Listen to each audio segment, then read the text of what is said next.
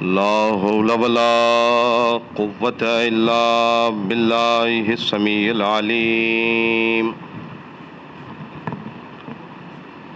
أعوذ بالله من الشيطان اللعين الرجيم.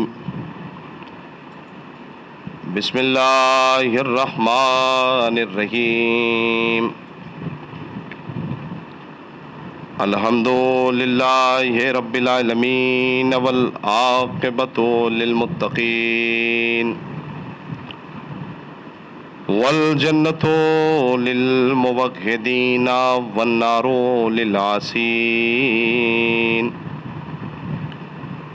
ثم الصلاة والسلام وتحية والإكرام على الرسول المسدد والمصطفى الأمجد أبي القاسم المصطفى محمد.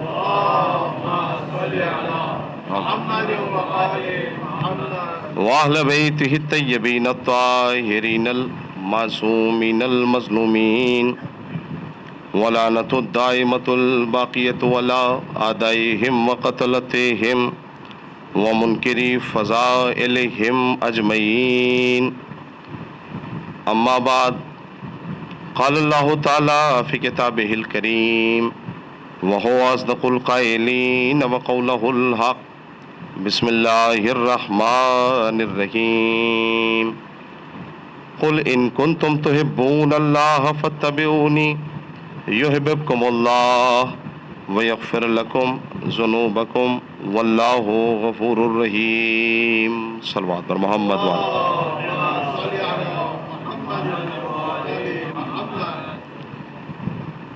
عزیزان محترم، مسلسل اس سلسلے کی یہ چوتھی مجلس ہے چاند رات سے، اور میں ان مجالس میں کوشش یہی کر رہا ہوں کہ آپ حضرات کی خدمت میں ان چہروں کا تعارف کرایا جائے کہ جو صحیح معنوں میں اللہ والے ہیں اور پروردگار عالم سے سچی محبت کرتے ہیں. کل میں نے جہاں گفتگو آپ کی خدمت میں چھوڑی تھی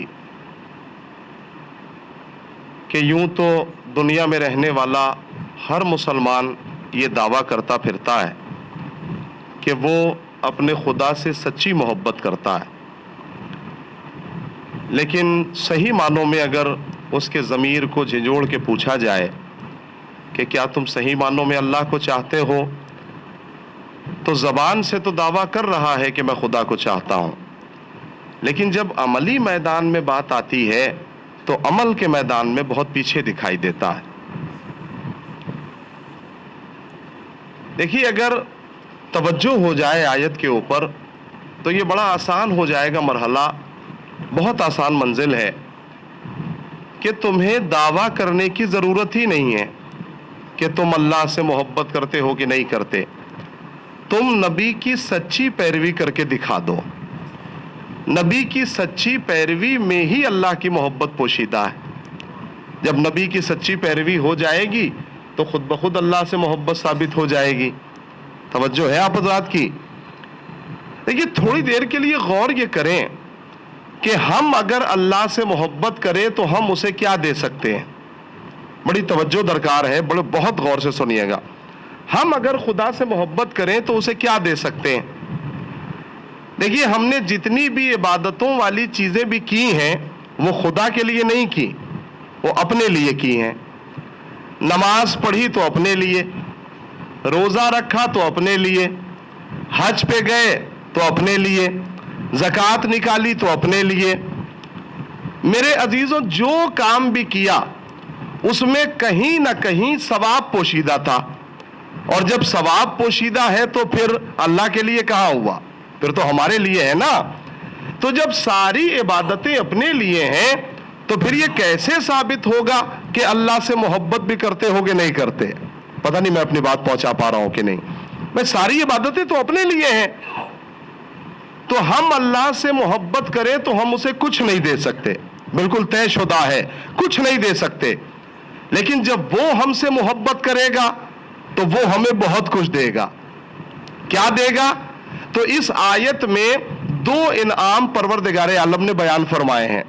جس سے میں محبت کرتا ہوں یغفر لکم ذنوبکم، تو میں اس کے گناہوں کو معاف کر دیتا ہوں.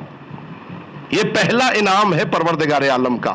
میں جسے چاہتا ہوں اس کے گناہوں کو معاف کر دیتا ہوں. اور دوسرا انعام سنیں گے تو آپ اپنے آپ کو روک نہیں پائیں گے. پروردگار عالم نے کہا کہ میں جسے چاہتا ہوں محبت کرتا ہوں، اس کے تمام گناہوں کو معاف کر دیتا ہوں، اور میں جسے محبت کرتا ہوں اسے کسی بھی زمانے میں مٹنے نہیں دیتا. پتہ نہیں میں کیا کہہ رہا ہوں اس سلسلے میں. میں جسے چاہتا ہوں میں اسے ختم نہیں ہونے دیتا.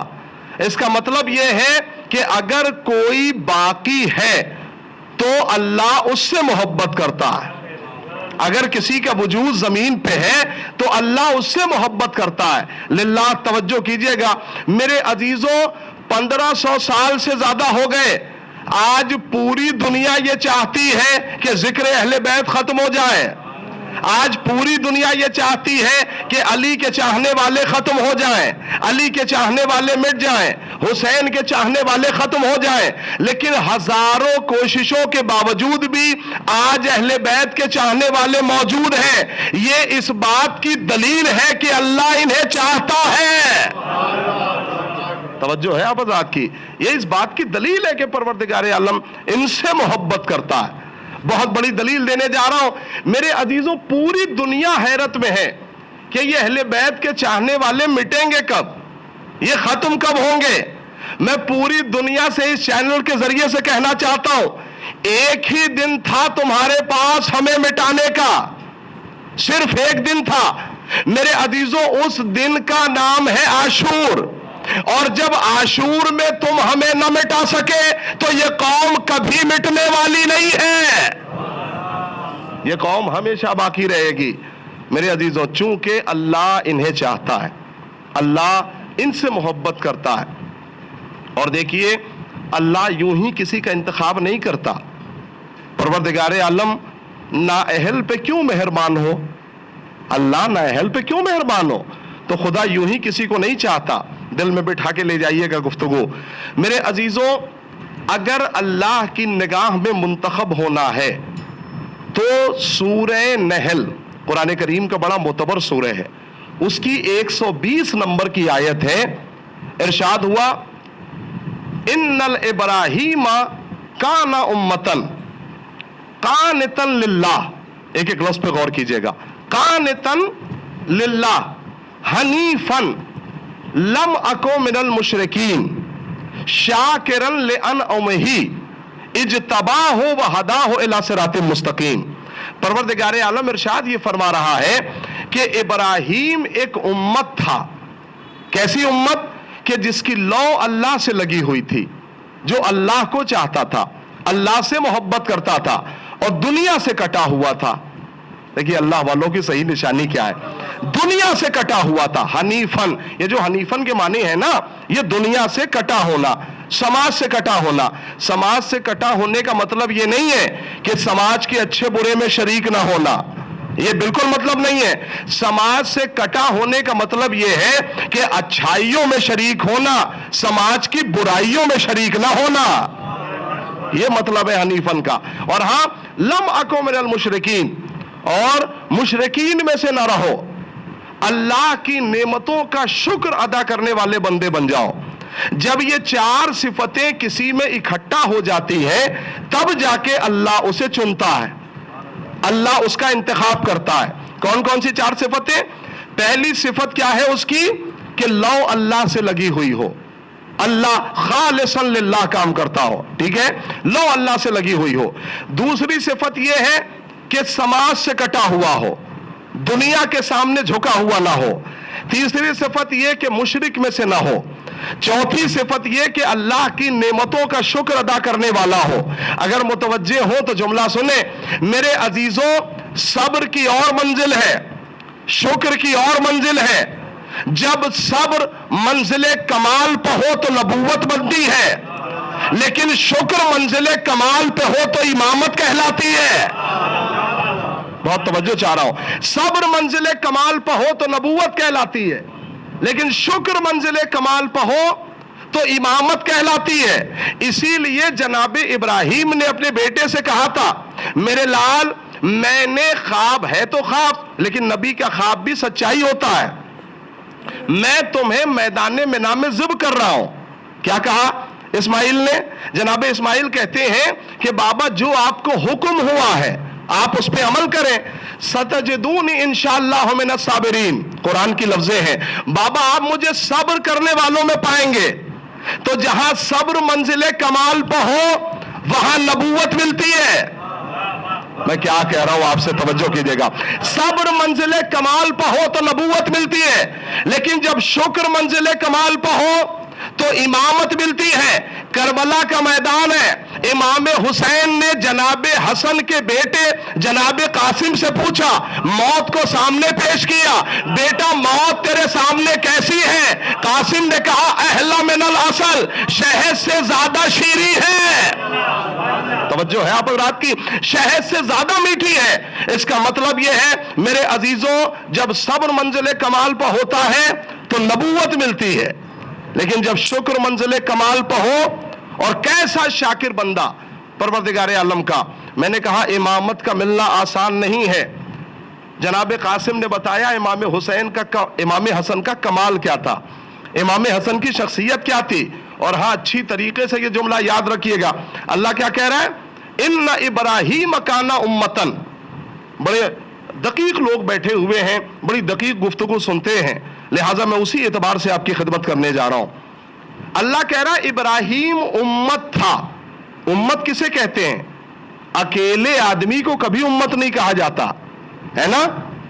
اکیلے آدمی کو امت نہیں بولا جاتا. امت کسے کہتے ہیں؟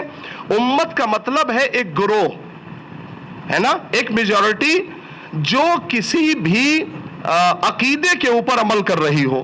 اس امت میں 1000 آدمی بھی ہو سکتے ہیں، 10,000 آدمی بھی ہو سکتے ہیں، اور 10 لاکھ آدمی بھی ہو سکتے ہیں. بات امت کی ہے. اللہ کہہ رہا ابراہیم اکیلے امت تھے. میں اسے کیسے سمجھاؤں؟ بھائی ابراہیم اکیلے ہیں تو یہ امت کیسے ہو سکتے ہیں؟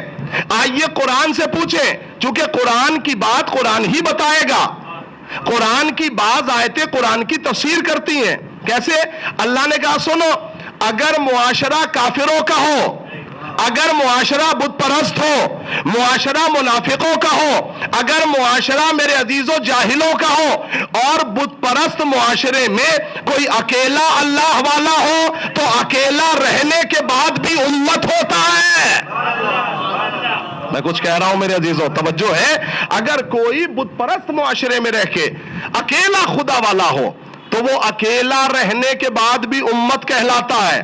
میں پھر جملہ دہراؤں گا اور صاحبان ادب سے توجہ چاہتا ہوں.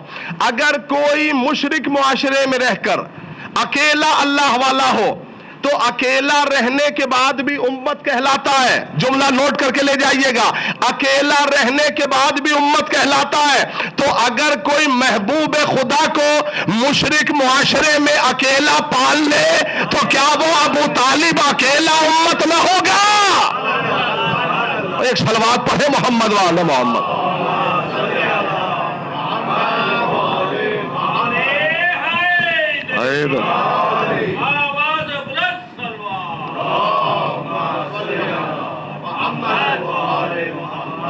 توجہ ہے. شرط یہ ہے کہ معاشرہ چاہے مشرک ہو، معاشرہ چاہے کافر ہو، لیکن اگر کوئی اکیلا اللہ والا ہو تو اکیلا رہنے کے بعد بھی امت کہلاتا ہے.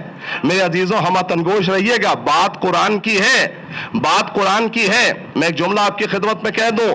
میں جب کوئی میرے سامنے اگر مجلس کا موضوع ایمان ابو طالب رکھے تو میں خود ناراض ہو جاتا ہوں، اس لیے کہ یہ مجلس کا موضوع نہیں ہے ایمان ابو طالب.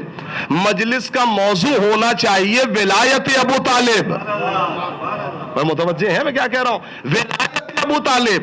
مجلس کا موضوع ہونا چاہیے طہارت ابو طالب، شرافت ابو طالب، سخاوت ابو طالب. اور اگر متوجہ ہو تو یہ جملہ نوجوانوں نوٹ کیجئے گا.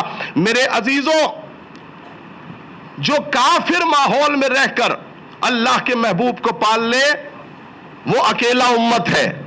بہت توجہ, اکیلا امت ہے. جس نے بھی محمد پر احسان کیا ہے اللہ نے احسان کا بدلہ دیا ہے اسے. ٹھیک ہے, بدلہ دیا ہے. تو آپ سوچ رہے ہوں گے جس نے محبوب خدا کو پالا ہے اللہ نے اسے کیا بدلہ دیا ہوگا. بھائی بدلہ تو اتنا بڑا ہے اور جزا اتنی بڑی ہے کہ آپ سوچ نہیں سکتے. پالا ہے خدا نے, نہیں لفظوں کو بدلو, پالا ہے ابو طالب نے. اللہ کہہ رہا علم یجد کا یتیمن فاوا, میرے حبیب یہ تمہیں ابو طالب نے نہیں پالا, میں نے پالا ہے. میں کیا کہہ رہا ہوں, توجہ ہے. علم یجد کا یتیمن فاوا, میں نے تمہیں پروان چڑھایا, جہاں میں نے پالا وہ میرے ہاتھ تھے. قرآن ہے میرے عزیزوں, قرآن ہے. جہاں میں نے پالا وہ میرے ہاتھ تھے, جہاں میں نے آغوش میں پروان چڑھایا وہ میری آغوش تھی. جس نے محمد پر احسان کیا اللہ نے بدلہ دیا. تو ابو طالب کو کیا دیا؟ سب سے پہلے دیکھا جائے خزانے قدرت میں ہے کیا. چونکہ میرے عزیزوں اللہ کے خاص بندے مانگتے نہیں ہیں اللہ سے, نہیں نوکری تھوڑی کر رہے ہیں, مانگتے نہیں ہیں. لیکن اللہ پہ فرض کیا ہے؟ محمد کے ساتھ احسان ہے تو اللہ کو دینا چاہیے. خدا نے دیا کیا؟ تو میں ایک چھوٹی سی فہرست آپ کی خدمت میں رکھنا چاہتا ہوں, لطف آ جائے گا آپ حضرات کو. میرے عزیزوں آئیے خزانے قدرت میں دیکھیں کہ ہے کیا. نجابت نوح کو دے دی, خلت ابراہیم کو دے دی, ہیبت موسیٰ کو دے دیا, زہد عیسیٰ کو دے دیا, جمال یوسف کو دے دیا, کمال خود محمد کے پاس ہے. تو اب اللہ ابو طالب کو دے گا کیا؟ بھائی اللہ ہے عادل, عدل کا تقاضا ہے کہ ابو طالب کو دے. میں کیا کہہ رہا ہوں میرے عزیزوں, عدل کا تقاضا ہے. دیکھیے آپ نے جس معیار پہ آپ سننا چاہتے ہیں میں اسی معیار پہ سنا رہا ہوں آپ کو. عدل کا تقاضا ہے کہ جس نے ابو طالب نے میرے عزیزوں سرکار رسالت مآب کی خدمت کی ہے, پالا ہے, تو اسے دینا چاہیے. تو اللہ کے خزانے قدرت میں ہے کیا؟ سارے مجمع کی توجہ. میرے عزیزوں خزانے قدرت میں ایک ہی عہدہ ہے, اس عہدے کا نام ہے ولایت. ولایت. لیکن میرے عزیزوں کمال یہ ہے کہ عہدہ ہے امامت, عہدہ ہے ولایت, اور دینا کسے ہے؟ صرف ابو طالب کو نہیں, چونکہ نبی کے ساتھ دو لوگوں نے احسان کیا. ایک خدیجہ نے, کیا سن رہے ہیں میرے عزیزوں, ایک خدیجہ نے, ایک ابو طالب نے. تو پروردگار عالم عادل ہے, اب دینا دونوں کو ہے. میں کیا سن رہے ہیں, توجہ ہے, دینا دونوں کو ہے. اگر خدیجہ کو دے دیا تو یہ ناراض, اگر انہیں دے دیا تو نعوذ باللہ خدا نہ خواستہ خدیجہ کا چہرہ اتر جائے. اللہ عادل ہے, دینا دونوں کو ہے. اب خدا دے گا کیا, کیسے دے گا؟ اس نے کہا میں عادل ہوں, بیٹا ابو طالب کا ہوگا, بیٹی خدیجہ کی ہوگی, اور پھر نسل امامت دوں گا.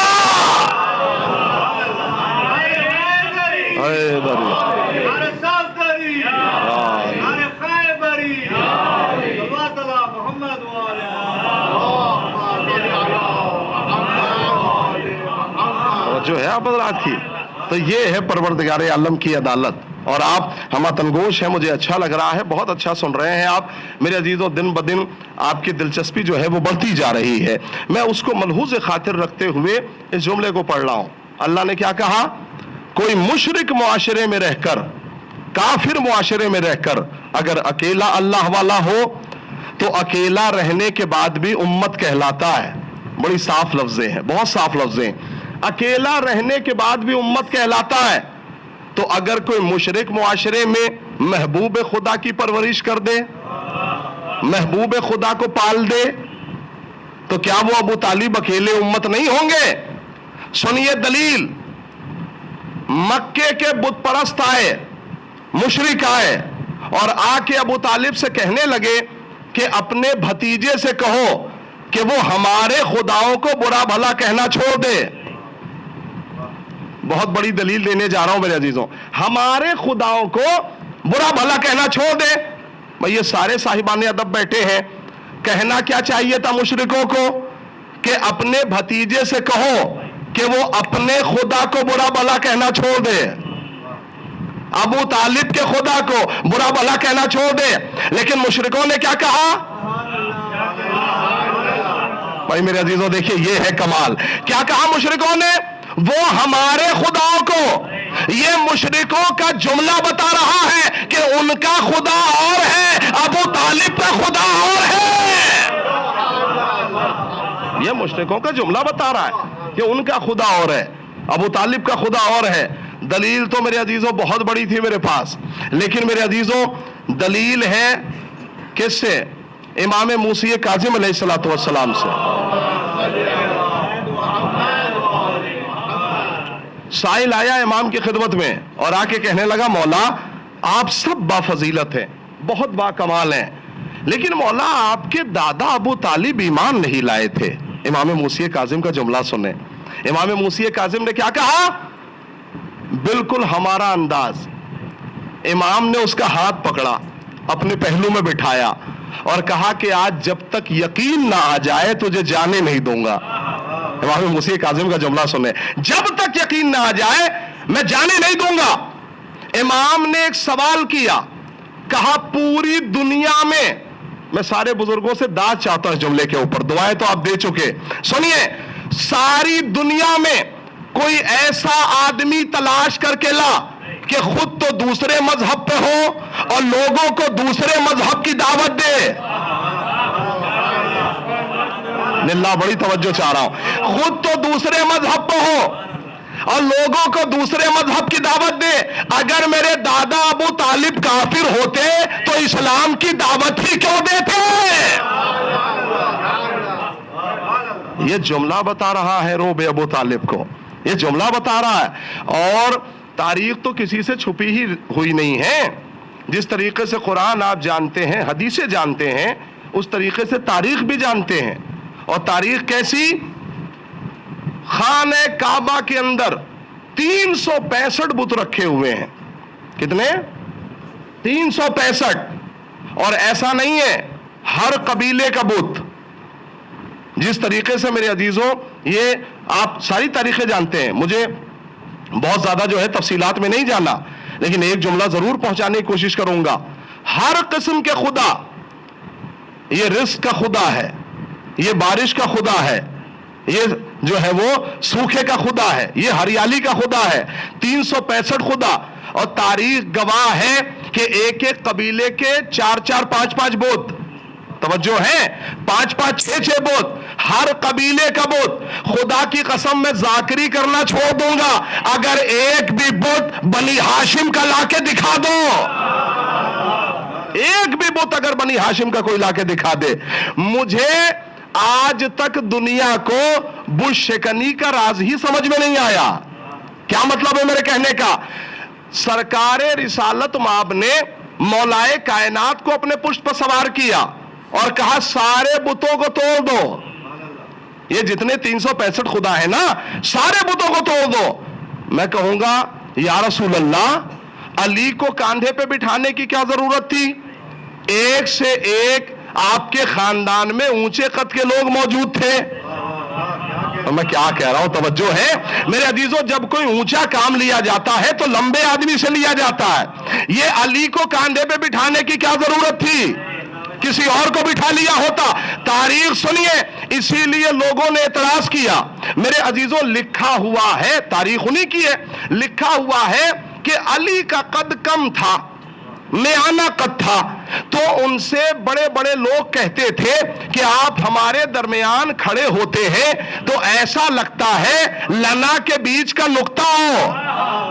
بھئی آپ لنا جانتے ہیں نا، لام اتنا بڑا، نون چھوٹا، پھر الف بہت بڑا، لنا کے بیچ کا نقطہ ہو. میرے عزیزوں صاحب لدنی کی زبان ہے. علی نے کہا بالکل صحیح کہہ رہے ہو، اگر میں تمہارے بیچ سے ہٹ جاؤں تو تمہاری حیثیت لا کے برابر ہو جائے گی. صلوات پڑھے محمد والے محمد.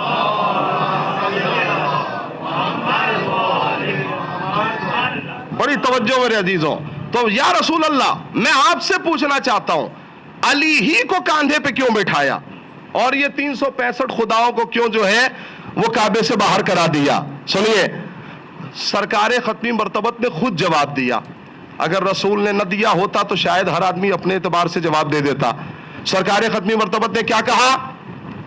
سرکار آواز دیتے ہیں میں نے بتوں کو توڑنے میں ایسے آدمی کا انتخاب کیا، ایسے آدمی کا انتخاب کیا کہ اس کے خاندان میں کوئی بت پرست ہو ہی نہ. میں توجہ چاہ رہا ہوں میرے عزیزوں، پورے خاندان کی فہرست اٹھا کے دیکھ لو، کوئی بت پرست نہ ہو. میں نے ایسے آدمی کا انتخاب کیا جس کے خاندان والوں نے کبھی کسی بت کے سامنے سجدہ نہ کیا ہو، اس لیے کہ سجدہ کرنا ہے محبت اور بتوں کو توڑنے کا عمل ہے نفرت. پورے مجمع کی توجہ چاہیے مجھے.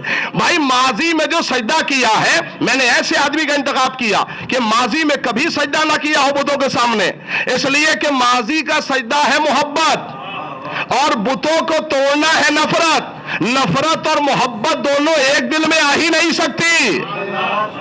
میں کیسے گزارش کروں آپ سے؟ نفرت اور محبت ایک دل میں آ ہی نہیں سکتی. کیا آپ بھی نوجوان نہ سمجھے جس دل میں علی ہوتا ہے اس دل میں دشمن نہیں ہوتا. صلوات بر محمد یا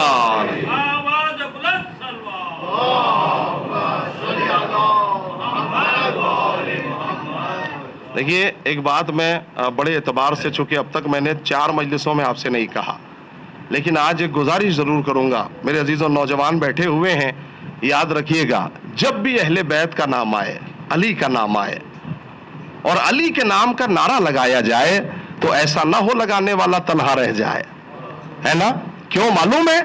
اس لیے کہ 1500 سال کی تاریخ گواہ ہے اگر ہمارے سر کو کسی نے جھکنے نہیں دیا تو وہ انہی کا نام ہے. حیدری 1500 سال کی تاریخ گواہ ہے، آج تک ہمارے سر کو اگر کسی نے جھکنے نہیں دیا تو وہ انہی کا نام ہے. پوری دنیا میں سر اٹھا کے چلتے ہیں، اہل بیت کے چاہنے والے ہیں، علی کے ماننے والے ہیں. اور ایک جملہ یاد رکھیے گا، کوٹ کر کے لے جائیے میرے عزیزوں. اب کوئی اگر پوچھے کہ اس نام میں کتنی طاقت ہے، علی کے نام میں کتنا زور ہے، تو کہیے ہم سے مت پوچھو، سپر پاور سے پوچھو. میں کیسے گزارش کروں اس جملے کو؟ ہم سے مت پوچھو علی کے نام میں کتنی طاقت ہے، سپر پاور سے پوچھو. کس سے؟ امریکہ سے، اسرائیل سے پوچھو علی کے نام میں کتنی طاقت ہے، کتنا زور ہے. جملہ سنیے گا، کتنا زور ہے. اہل بیت کا چاہنے والا کھڑا ہوا اور یہ 50-60 سال کا نہیں، 87 سال کا، اور کھڑا ہونے کے بعد پوری دنیا کے یہودیوں کو للکار کے کہا کہ پوری دنیا کے جتنے بھی یہودی ہیں جمع ہو جائیں، اگر خیبر یاد نہ دلا دو تو علی کا چاہنے والا نہ کہنا.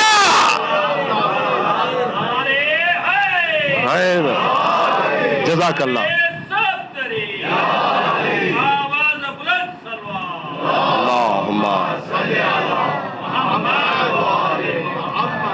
تو کہنے لگے یہ دو چیزیں ایک دل میں جمع نہیں ہو سکتی، علی کی محبت اور علی کی عداوت، یہ دونوں ایک دل میں نہیں آ سکتے.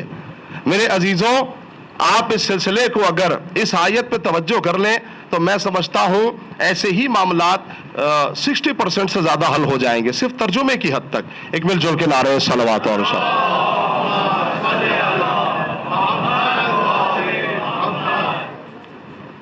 میں نے کہا ماضی کا سجدہ ہے کیا ہے؟ محبت، اور توڑنے کا عمل ہے نفرت. یہ دونوں ایک دل میں جمع نہیں ہو سکتے. یاد رکھیے گا جناب ابراہیم کو گئے ہوئے دنیا سے کتنے دن ہوئے؟ 650 سال. ٹھیک، کمال ہے جسے گزرے ہوئے 650 سال ہوئے. اللہ کہہ رہا ان ابراہیم کان امتن، ابراہیم امت تھا. 650 برس ہوئے گزرے ہوئے. اللہ کہہ رہا ابراہیم امت تھا. لیکن پورے قرآن میں اللہ نے جہاں بھی محمد کے لیے لفظ استعمال کی 1400 سال سے زیادہ ہو گئے، لیکن اللہ نے کبھی نہیں کہا محمد تھا. کیا سن رہے ہیں آپ؟ توجہ ہے آپ؟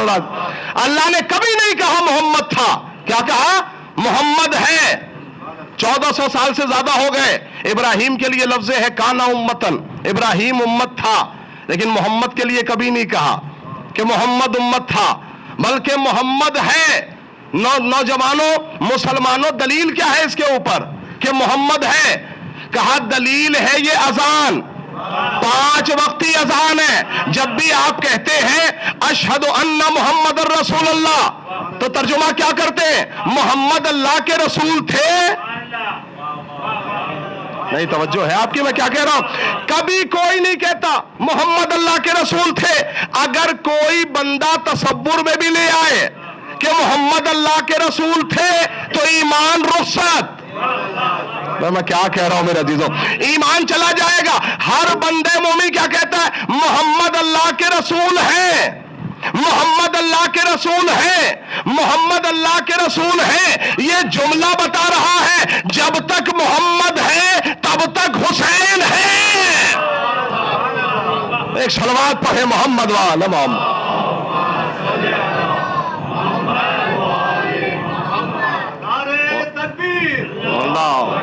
سارے مومن مل کے مولا کیا یا رسول اللہ، یا رسول اللہ،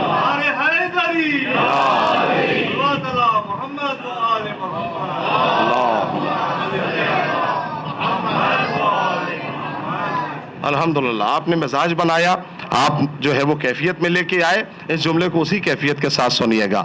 دیکھیے جب یہ طے ہو گیا 650 سال سرکار ختمی مرتبت، لیکن اللہ کہہ رہا ہے کہ ابراہیم تھا، امت تھا، لیکن محمد کے لیے نہیں کہا پروردگار عالم نے کہ محمد تھا، کیا کہا؟ محمد ہے۔ بڑے اطمینان سے کہہ رہا ہوں محمد ہے۔ تو اب جو ابراہیم کے دل کا ٹکڑا ہوگا وہ بھی تھا۔ لفظوں کی نزاکت کو سمجھیے گا، میں کیا کہہ رہا ہوں؟ جو ابراہیم کے دل کا ٹکڑا ہوگا وہ بھی تھا، لیکن جو محمد کے دل کا ٹکڑا ہے وہ تھا نہیں، وہ ہے۔ دلیل کیا ہے؟ حسین منی وانا من الحسین، حسین مجھ سے ہے، میں حسین سے ہوں۔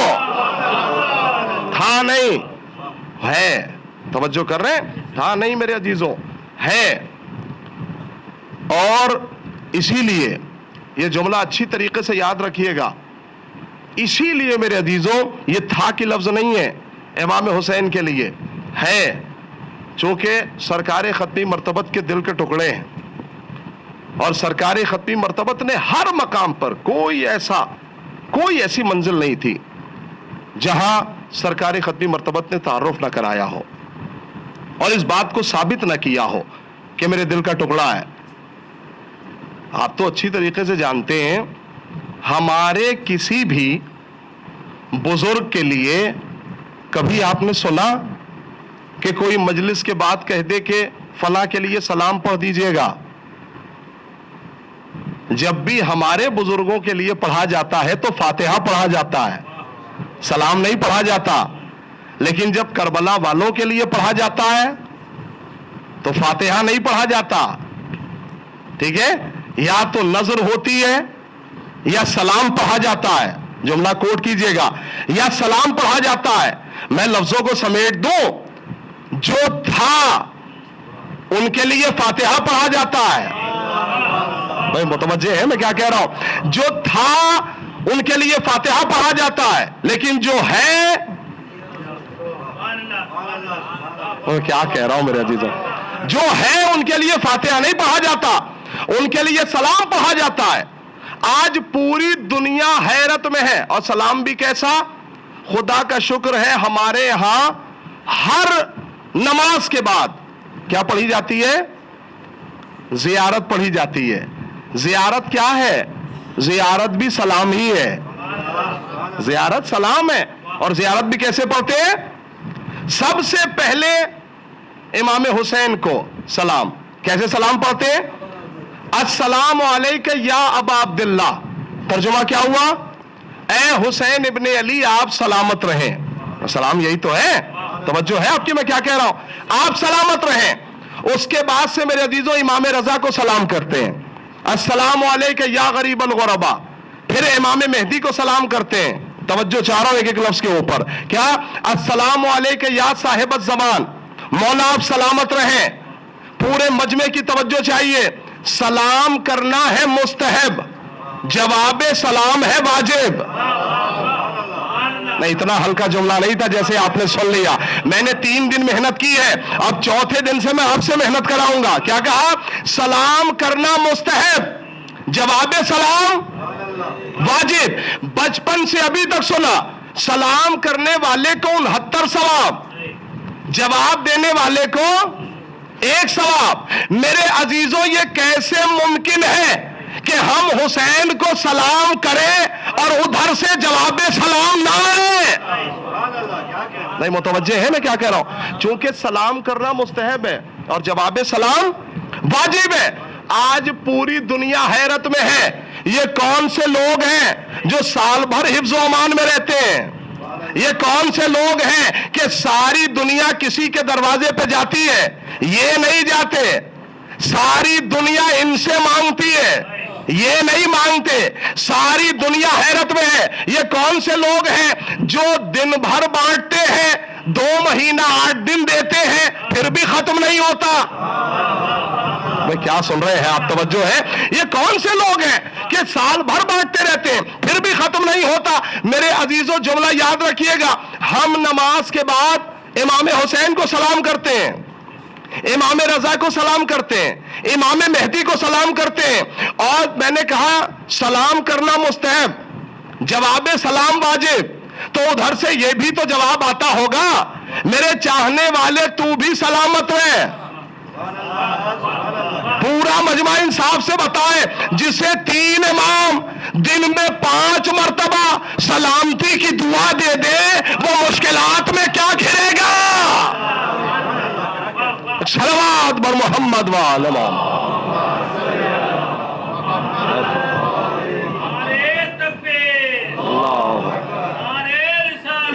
یا رسول اللہ، یا رسول اللہ.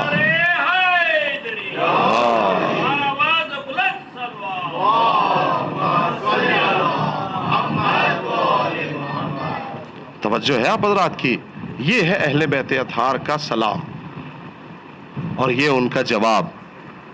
میرے عزیزوں، سلام مستحب ہے، جواب سلام واجب ہے. اور آج اسی لیے ہر حسین کا چاہنے والا بڑے اطمینان سے زندگی گزار رہا ہے، بڑے فخر سے سر اٹھا کے زندگی گزار رہا ہے. آج تک کسی کے سامنے حسین کا چاہنے والا نہیں جھکا. یاد رکھیے گا جملہ. اسی لیے حسین کی عزاداری صرف رونے کا نام نہیں ہے کہ ہم آنسو بہاتے رہیں اور قاتل کو بھول جائیں. میں کیا کہہ رہا ہوں، جملے پہ غور کیجئے گا. صرف عزاداری رونے کا نام نہیں ہے، چونکہ ہم نے قرآن پڑھا ہے اور قرآن گواہ ہے. جب جناب یوسف کو کنویں میں ڈالا گیا تھا نا، اور ڈالا کس نے تھا؟ بھائیوں نے، اپنے رشتہ داروں نے، اپنے لوگوں نے. تو جناب یعقوب کو خاموش ہو جانا چاہیے تھا. گھر کی بات تھی، گھر میں دب جاتی. معاملہ گھر کا تھا اور گھر میں ہی جو ہے وہ حل ہو جاتا. لیکن تاریخ کے جملے ہیں، قرآن گواہ ہے، جناب یعقوب خاموش نہیں ہوئے. کیا کیا یعقوب نے؟ اپنے ظالم بیٹوں کے خلاف آواز اٹھائی. توجہ چاہ رہا ہوں، عزاداری کہتے کسے ہیں؟ ظالم بیٹوں کے خلاف آواز اٹھائی. آواز بھی کیسی؟ چوراہے پہ چلے جاتے تھے اور جانے کے بعد نوحہ ماتم کرتے تھے، آنسو بہاتے تھے اور رونے کے ساتھ ساتھ قاتل بیٹوں کو لعنت بھیجتے تھے. پورے مجمع کی توجہ چاہیے مجھے. یہ جملہ ہے تاریخ کے اندر. قاتل بچوں پہ لعنت بھیجتے تھے، انہیں برا بھلا کہتے تھے. یعنی جملے کو بدل کے کہہ دو، قاتل کے چہرے سے نقاب اتارتے تھے. میں کیا کہہ رہا ہوں میرے عزیزو، غور کیجئے گا. یہ جناب یعقوب کا عمل ہے. اور کیسے؟ میرے بیٹوں نے میرے بیٹے کو مجھ سے چھڑا دیا، میرے بیٹے ظالم ہیں اور ظالموں کا ساتھ نہیں دینا چاہیے. جب بچوں نے دیکھا کہ یہ چوراہے پہ بیٹھ جاتے ہیں تو ظالم بیٹوں نے دیکھا کہ ہم تو ایسے بدنام ہو جائیں گے، ہمارا کوئی نہیں بچے گا. تو جو رستہ یعقوب تک آتا تھا اس رستے پہ جا کے بیٹھ گئے. اور جا کے کہنے لگے کہ آگے چوراہے پر ایک بوڑھا بیٹھا ہوا ہے، اس کی باتیں نہ سننا۔ کیوں نہیں سننا؟ کہا اس لیے کہ وہ عقلی باتیں نہیں کر رہا ہے، وہ باتیں الٹی سیدھی کر رہا ہے میرے عزیزوں، ہیں ان کے والد یعقوب، لیکن یہ کیوں متنفر ہو گئے؟ کہا اس لیے کہ یعقوب نے ظالم کا ساتھ نہیں دیا، یعقوب نے مظلوم کا ساتھ دیا، مظلوم کا ساتھ دیا۔ یہ عزاداری بتا رہی ہے، عزاداری نام ہے مظلوم کے سپورٹ کا۔ توجہ ہے میں کیا کہنے جا رہا ہوں؟ عزاداری نام ہے مظلوم کے سپورٹ کا۔ انصاف سے بتائیے، اگر خدا نہ خواستہ میں کہہ رہا ہوں، اگر باہر کوئی ایک مرڈر ہو جائے خدا نہ خواستہ، تو اگلے دن اگر کوئی آپ سے بتائے تو آپ اس سے سب سے پہلا سوال کریں گے کہ قاتل کون تھا؟ سب سے پہلا سوال ہوگا نا، کیا کریں گے؟ قاتل کون تھا؟ ہم اسی لیے تو جنگیں پڑھتے ہیں کہ دنیا ہم سے سوال کرے کہ نبی کا ساتھ کس نے نہیں دیا تھا۔ میں کیا کہہ رہا ہوں میرے عزیزوں، غور فرمائیں، پورے مجمع کی توجہ چاہیے میرے عزیزوں۔ ہم اسی لیے شب ہجرت پڑھتے ہیں کہ دنیا ہم سے پوچھے کہ کون نبی کے بستر پہ سویا تھا، ہم سے سوال کرے دنیا۔ یہ سوال کیوں، ہم یہ ساری چیزیں کیوں پڑھتے ہیں؟ دنیا ہم سے پوچھے کہ ایسا کیوں ہوا تھا۔ ہم امام حسن کی صلح کیوں پڑھتے ہیں؟ تاکہ دنیا ہم سے پوچھے صلح کی شرطیں توڑی کس نے تھی اور لعنتی کون تھا۔ یہ دنیا ہم سے سوال کرے، اور صرف میرے عزیزوں صلح نہیں پڑھتے، کمال کی بات یہ ہے ہم اسی لیے غدیر پڑھتے ہیں تاکہ دنیا ہم سے پوچھے کہ غدیر میں مولا بنایا کسے گیا تھا۔ میں کیا کہہ رہا ہوں میرے عزیزوں، جملہ توجہ ہے میرے عزیزوں۔ یہ ساری چیزیں ہم اس لیے تاریخ کی پڑھتے ہیں، دنیا ہم سے سوال تو کرے کہ آخر غدیر میں مولا کسے بنایا گیا تھا۔ اور تنہا بات غدیر کی ہوتی تو میں بھی پڑھ کے ختم کر دیتا۔ ہم مباہلہ بھی اسی لیے پڑھتے ہیں تاکہ دنیا ہم سے سوال کرے کہ جھوٹا کون تھا اور سچا کون تھا۔ توجہ ہے میں کیا کہہ رہا ہوں؟ دنیا ہم سے پوچھے، آپ سے سوال کرے کہ کون جھوٹا تھا، سچے کس کے مقابلے میں گئے تھے، کس پہ لعنتیں ہوئی تھی۔ اور آخری جملہ ہے، مجلس مکمل ہونے کی طرف جا رہی ہے، جملہ اچھی طرح یاد رکھیے گا میرے عزیزوں۔ ہم اسی لیے جناب فاطمہ کے مصائب پڑھتے ہیں کہ دنیا ہم سے سوال کرے کہ دروازہ کس نے گرایا تھا۔ اور یہ صرف سوال نہیں ہے، یہ حقیقت ہے۔ ہمارے ہاں افسانہ نہیں پڑھا جاتا، ہمارے ہاں حقیقت پڑھی جاتی ہے، اور وہ بھی ایسی حقیقتیں جو تاریخ کے دامن میں محفوظ ہیں۔ اور کیسے تاریخ کے دامن میں محفوظ ہیں میرے عزیزوں؟ ہر مرد مومن کے لیے کم سے کم، یہ دنیا سوشل میڈیا کا زمانہ ہے، سوشل میڈیا کا دور ہے، آپ جیسے 2-4 گھنٹہ فضول کے موبائل پہ گزار دیتے ہیں، وہاں کم سے کم اہل بیت کے چاہنے والوں کے لیے فرض ہے کہ ایک دن میں چاہے ایک پیج ہی صحیح، لیکن وہ اہل بیت کے لیے پڑھے۔ جہاں موبائل پہ ساری چیزیں پڑھ رہا ہے تو کم سے کم اہل بیت کے لیے، حقانیت اہل بیت کے لیے نوجوانوں، کم سے کم ایک پیج آپ ضرور پڑھیں۔ پھر اس کے بعد آپ 365 دن میں دیکھیں گے کہ 365 پیج کے عالم ہو جائیں گے۔ ایک پیج پڑھنا ہے ڈیلی، زیادہ نہیں، ایک پیج آپ اہل بیت کے لیے پڑھیں، 365 دن میں 365 پیج کے عالم ہو جائیں گے، ہے نا؟ یہ کیوں؟ یہ پورا سسٹم ہے جو ہمارے یہاں مراجع کرام، علماء کرام اور یہ سلسلہ بتا کے گئے ہیں۔ میں جہاں تک آپ کو لے کے آنا چاہتا تھا میں لے کے چلا آیا۔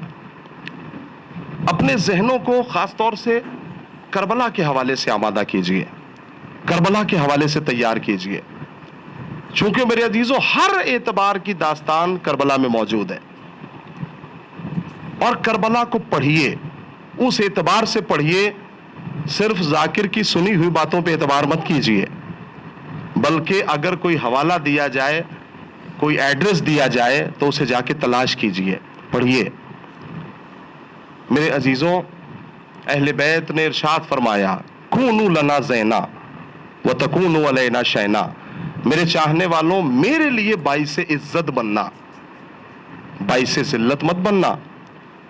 ہم روز محشر فخر سے کہہ سکیں گے ہمارا چاہنے والا ہے، یہ ہم سے محبت کرنے والا ہے، فخر سے کہہ سکیں۔ میں نے بالکل مکمل کر دیا۔ میرے عزیزوں، اگر دل میں اہل بیت کی معرفت ہو جائے تو چاہے زندگی بھر کی نمازیں قبول ہو نہ قبول ہو، لیکن ایک دن میں بھی، ایک رات میں بھی اگر اہل بیت کی معرفت ہو جائے تو اسے حر علیہ السلام کہا جاتا ہے۔ ایک رات میں اگر اہل بیت کی معرفت ہو جائے، حر علیہ السلام، اور صرف علیہ السلام نہیں کہا جاتا، اگر ضرورت پڑ جائے تو رومال فاطمہ باندھا جاتا ہے۔ مجھے کوئی تاریخ لا کے بتا دیں کہ حر نے ایک وقت کی نماز بھی صحیح پڑھی ہو، ایک ٹائم کا روزہ بھی میرے عزیزوں صحیح رکھا ہو، اس لیے کہ اہل بیت کے در سے جدا ہو کے نہ تو نماز کام آئے گی اور نہ ہی روزہ کام آئے گا۔ لیکن ایک وقت ایسا آیا کہ جب حسین کے بچوں کی التش کی آوازیں حر کے کانوں میں جیسے ہی آئی نا، تو حر نے اپنے آپ کو آمادہ کر لیا کہ نہیں، اس آواز کا ذمہ دار میں ہوں، اس کا ذمہ دار میں ہوں۔ میرے عزیزوں، آج جیسے بنی ہاشم کے روزے ہیں، ویسے ہی آپ کربلا جائیں گے تو کربلا سے 7-8 کلومیٹر کی دوری پر امام حسین کے روزے سے جناب حر کا روزہ بھی موجود ہے۔ یہ روزہ بتا رہا ہے کہ حسین سے محبت کرتا تھا۔ میں نے تمام کر دیا۔ سوگواروں، آج جو مجھے فہرست دی گئی تھی اس میں جناب حر کا تذکرہ ہے، اور یہ ہونا بھی چاہیے۔ کیوں حر کا دل جذبہ ایمانی کے لیے آمادہ ہو گیا؟ کیوں حسین کی معرفت آ گئی؟ اس کی وجہ صرف اتنی سی ہے کہ جب حر کا لشکر حسین سے ملا کربلا سے پہلے، تو تاریخ کے جملے ہیں کہ حر نے حسین سے پوچھا، اور امام حسین نے حر سے پوچھا، کہا کون ہے تو حر کہتا ہے مولا حسین ابن علی، میں آپ کو جانتا ہوں، میں آپ کو پہچانتا ہوں، آپ کے مرتبے سے واقف ہوں، آپ کے وقار سے واقف ہوں، میں حر ہوں۔ جیسے یہ جملہ کہا، دیکھا کہ بولا نہیں جا رہا تھا، اتنا پیاسا تھا کہ گفتگو نہیں کر پا رہا تھا۔ میرے عزیزوں، امام حسین نے عباس کو حکم دیا، علی اکبر سے کہا حر کے پورے لشکر کو سیراب کرو، پورے لشکر کو پانی پلاؤ۔ میرے عزیزوں، قیامت ہے، امام حسین کربلا میں وارد ہونے سے پہلے حر کے لشکر کو سیراب کر رہے ہیں۔ میں کہوں گا مولا، آپ نے پورا پانی جو ہے حر کے لشکر کو پلا دیا، لیکن اے حسین ابن علی، ابھی 10 محرم ہوگی، اور 10 محرم میں قیامت کا منظر یہ ہوگا کہ آپ کے بچے سکینہ ایک بوند پانی کو ترس جائے گی۔ آپ آمادہ ہیں سوگواروں؟ ایک بوند پانی کو ترس جائے گی۔ سوگواروں، حسین کس سخی کا نام ہے؟ کربلا کو سمجھنے کے لیے خاص طور سے میرے عزیزوں حر کے اس واقعے کو سمجھو۔ کیا کیا ہے حسین ابن علی نے؟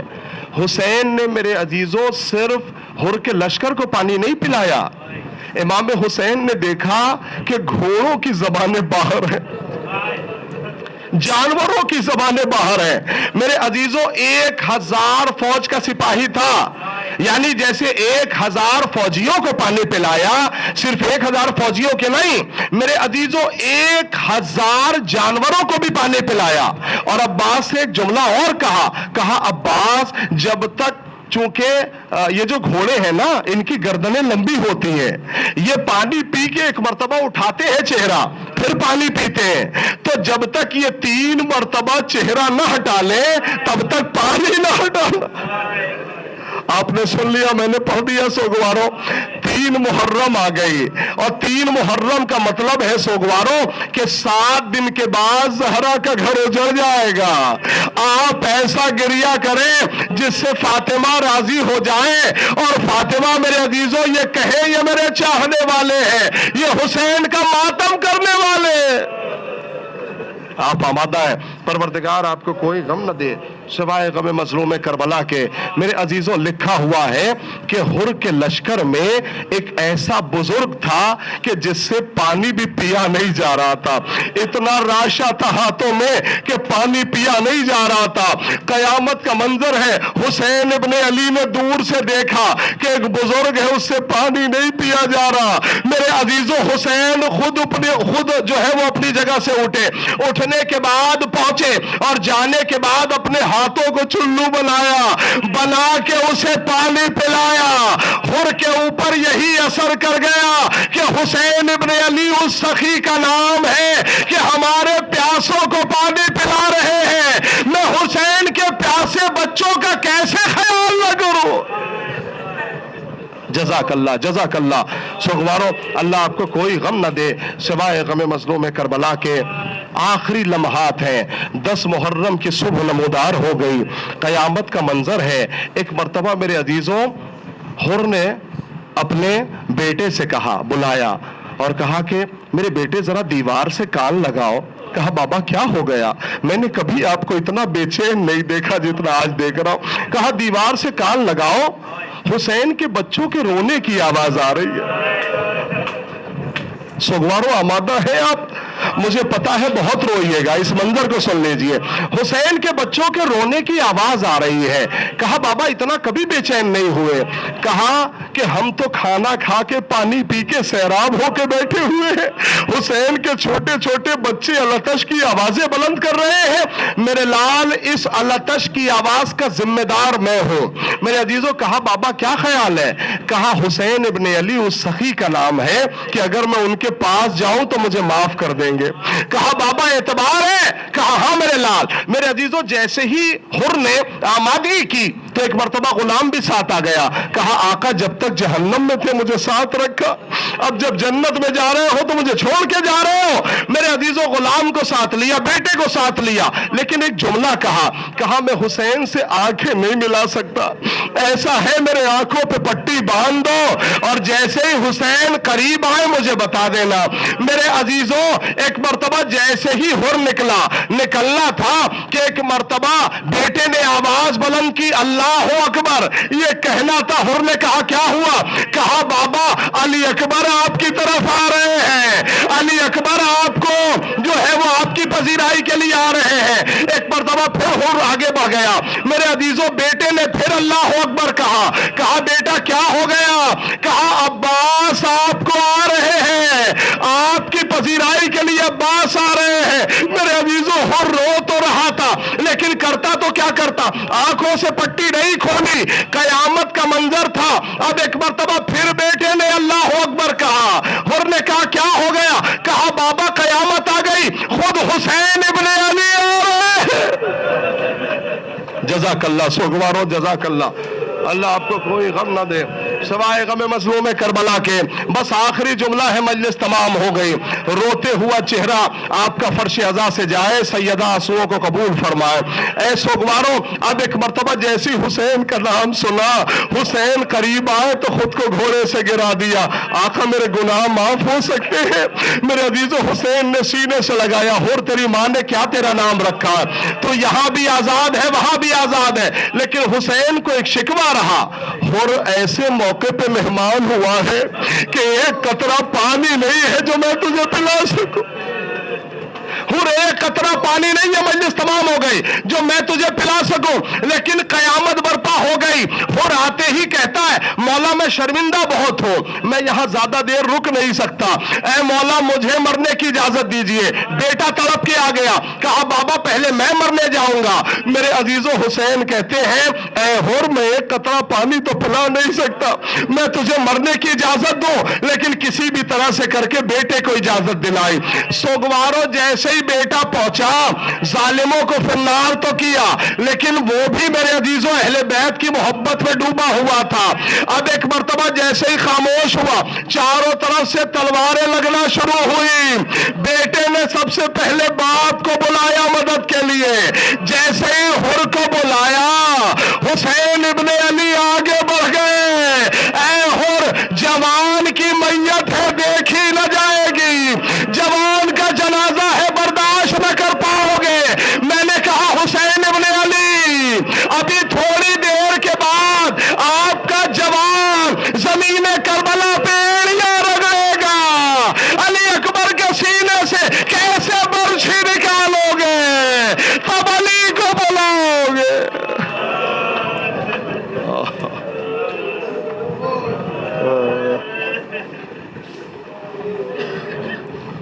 انا للہ و انا الیہ راجعون رضا بقضائہ و تسلیما لامرہ۔ پروردگارا، تجھے اہل بیت اطہار کا واسطہ ہماری اس عبادت کو قبول فرما۔ میرے اللہ تجھے واسطہ ہے حسین ابن علی کا، یہ جتنے بھی ہاتھ تیرے دربار میں اٹھے ہیں پروردگار، ان سب کی نوکری کو اپنے دربار میں قبول فرما۔ پروردگار تجھے واسطہ ہے حسین ابن علی کا، ہمیں ملت کے ساتھ ایسی عزاداری کرنے کی توفیق عنایت فرما کہ بی بی فاطمہ ہم سے راضی ہو جائیں۔ پروردگار، یہ جتنے بھی لوگ، جتنے بھی مومنین فرش عزائے حسین پہ اپنی جائز مرادوں کو لے کے آئے ہیں، ان کی جائز مرادوں کو پورا فرما۔ پروردگار تجھے واسطہ ہے حسین ابن علی کا، میرے اللہ دنیا میں جہاں بھی اہل بیت کے چاہنے والے زندگی بسر کر رہے ہیں، ان کی جان، مال، عزت و آبرو کی حفاظت فرما۔ اے پروردگار، ہماری سب سے بڑی دعا یہی ہے کہ امام زمانہ کے ظہور میں تعجیل فرما، ہم کو ان کے اعوان و انصار میں شامل فرما۔ ربنا تقبل منا انک انت السمیع العلیم۔ ماتم حسین۔